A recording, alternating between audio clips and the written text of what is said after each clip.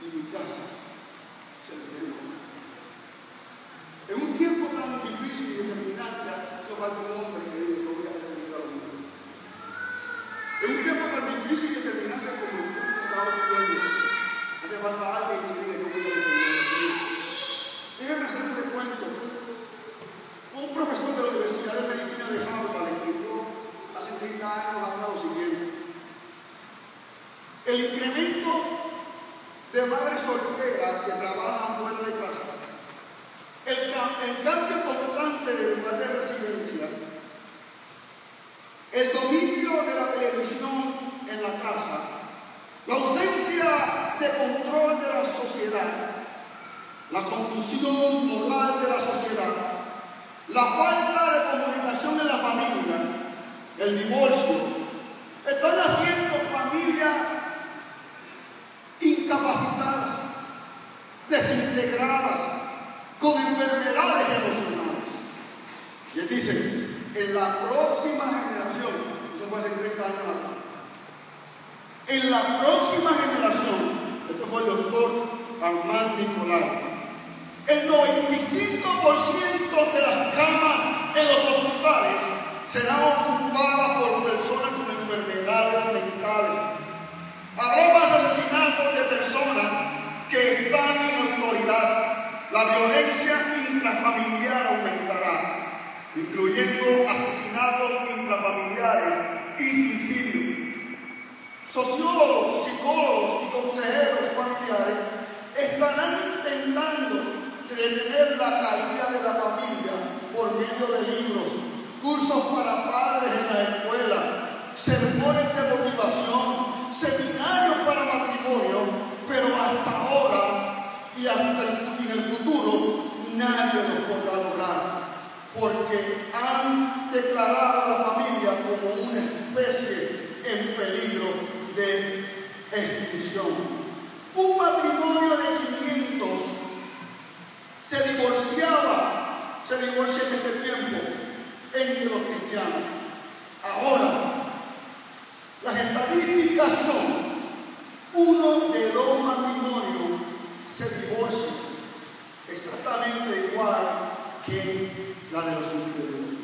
La familia es una institución de Dios para alcanzar la plenitud de las personas y criar a los hijos saludables. Es donde podemos tener intimidad, gozo, amor, confianza, seguridad, donde aprendemos a socializar y construir nuestros valores morales. La pregunta sería: ¿se puede salvar la familia? ¿Se debe salvar la familia? ¿Vale la pena salvar la familia? ¿No te hagas interesante? Eso lo escribió hace 30 años un doctor de la Universidad de Harvard. Y en aquel tiempo él estaba viendo el comienzo, o sea, las bases de lo que hoy y yo como sociedad estamos viendo. ¿Sabes algo?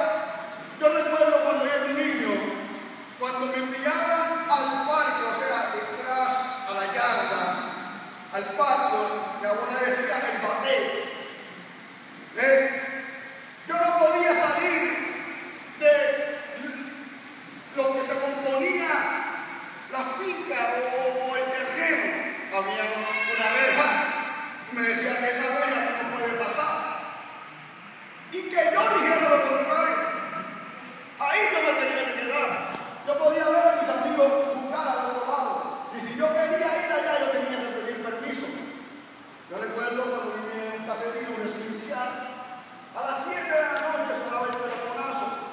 Yo le llamaba el telefonazo a la voz de mi mamá gritar por la ventana: ¡Reni! Yo podía estar a 5 minutos de camino y a las 7 en punto, sin tener reloj, yo escuchaba en mi oído la voz de mi mamá: ¡Reni! ¡Reni! ¡Reni! ¡Reni! Yo tenía 5 minutos para llegar a mi casa. Si a las 7:05 yo no llegaba, mejor no le cuento. Yo no sé si usted conoció a una de esas madres que eran expertas en división de vecinas. Cuando mi mamá me daba la pela, eso era algo parecido a esto. Te dije que no lo volvieras a hacer.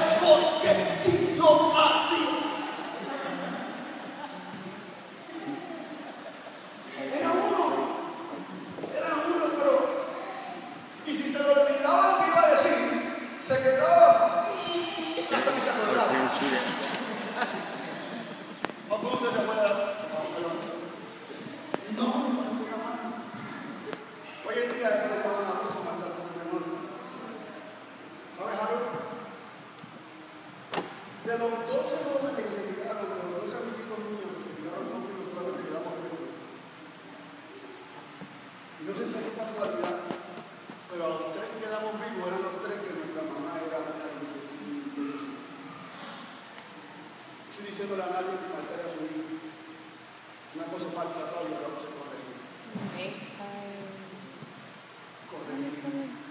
Pelar y defender. ¿Sabe por qué? Porque nosotros cuando niños éramos bien astutos.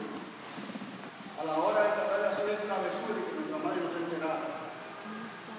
Hoy en día, no sé si es porque tenemos miedo a las autoridades, hemos dejado con nuestros hijos hagan lo que quieran y cuando llegan a un grado o a una edad ya no lo podemos corregir.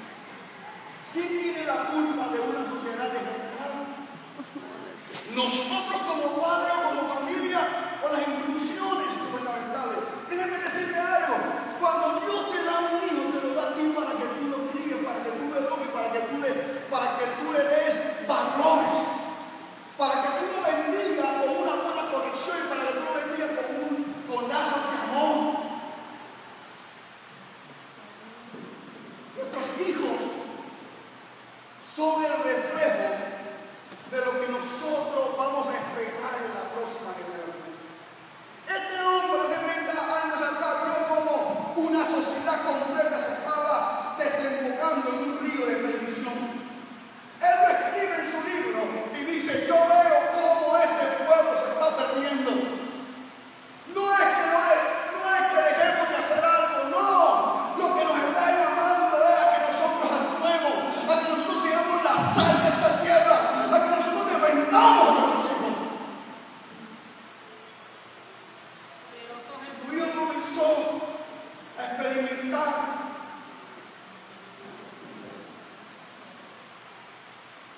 con la nueva modalidad, porque ahora todo es iPad, iPod, iPhone, y también hay cigarros. ¿Sabían ustedes? Sí, también hay cigarros. Cigarrillos electrónicos. Eso es un hermano. ¿Sabes lo que dicen? Eso no es nicotina. Eso no es malo. Y vemos hoy en la escuela niños. Yo viajaba en la City Bus, cuando trabajaba yo estaba en la Universidad de York. Cuando vivía en USA, cogía la City Bus hasta el departamento de emergencia médica, el departamento donde yo trabajo. Y llegaba hasta allá, ¿sabes qué me encontraba? Jovencitos de 13, 14 años con ay, sí, ¿sabes lo más triste? Y son sus padres que le compran el químico que es de uva, de cherry, de limón, de fresa. ¿Sabe por qué? Porque dice que no tiene nicotina. Los estudios recientes indican que son más dañinos que los propios cigarrillos normales.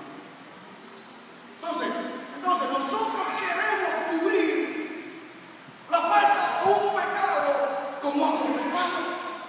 A nosotros Dios nos ha dado la autoridad de corregir, de llamar bueno lo que está bien y llamar malo lo que está mal.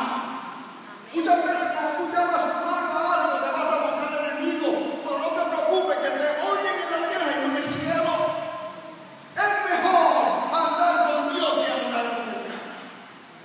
Si Dios te ha llamado a ti como sacerdote de tu hogar, tú tienes que darle cuenta a Dios, porque eres el sacerdote y no ejercites el sacerdocio. Si Dios te ha llamado como la cabeza de tu familia, Dios te va a pedir cuenta por lo que hiciste y por lo que no hiciste. Esa es la situación que mucha gente no se ha dado cuenta. Que Dios nos va a dar, que tenemos que darle cuenta a Dios por todo, por lo que amamos